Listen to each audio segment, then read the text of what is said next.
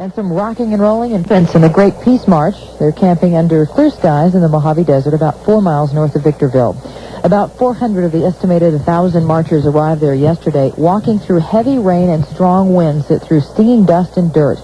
Some of the participants rode into town on board support vehicles, which are accompanying the group on its march to inspire global nuclear disarmament. The storm brewing off the California coast threatened to deliver more heavy rains to the marchers late tonight, and the National Weather Service issued a traveler's warning for the desert.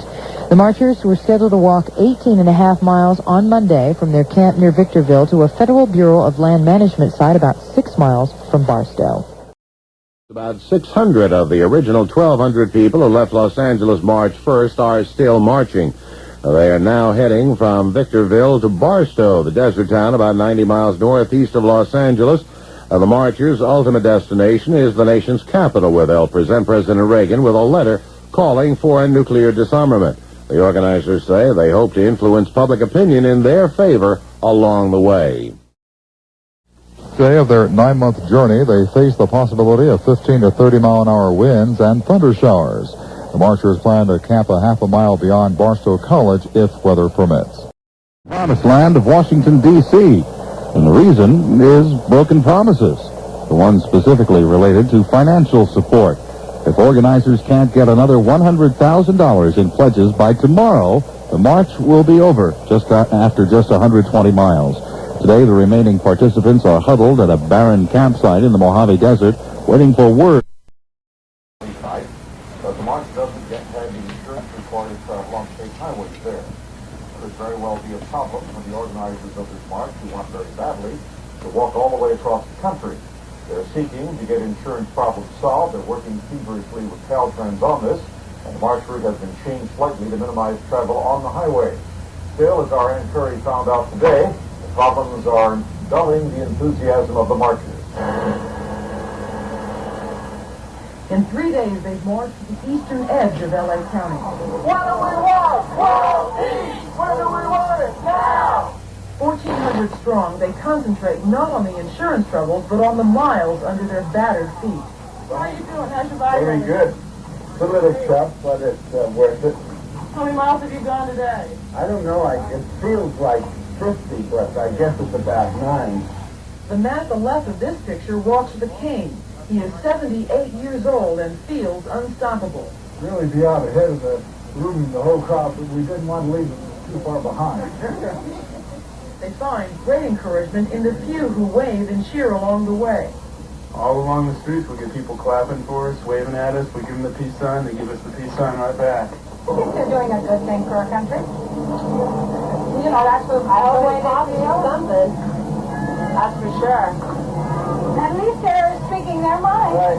Stopping at a park in San Dimas with smelly, swollen feet, they are exhilarated.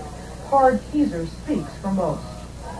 There are moments, particularly when we are singing songs that sort of capture the spirit of what we're doing, that my emotions get caught. And I get caught up in the kind of vision and worldwide reconciliation that we are praying for, hoping for. Their last stop today was here in Claremont, where they were greeted with a rally of support. Churches and private citizens offered them shelter, too, because the group lacks the insurance to camp out overnight. As one organizer put it, they've never called off a war for lack of insurance, so we'll continue to wage peace. Ann Curry, Channel 2.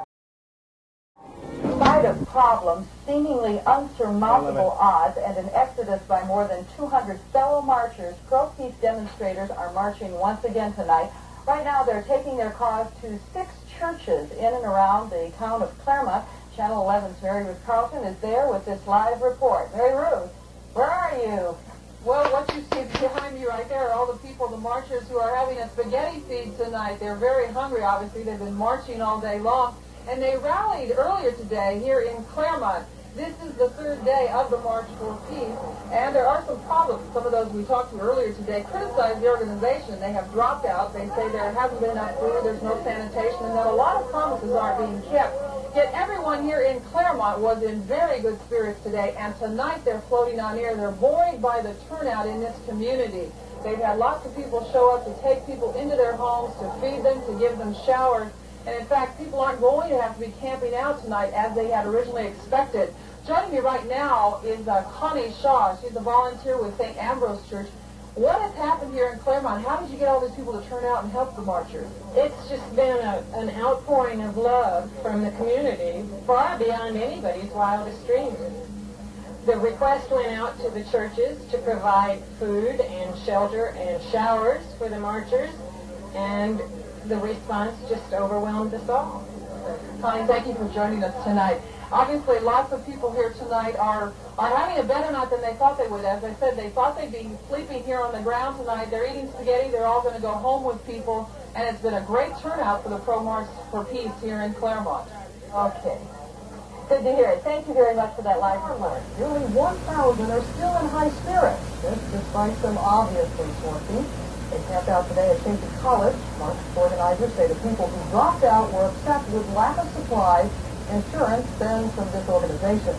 Because of the insurance problem, the marchers cannot use state highways. The route has been altered to avoid those highways.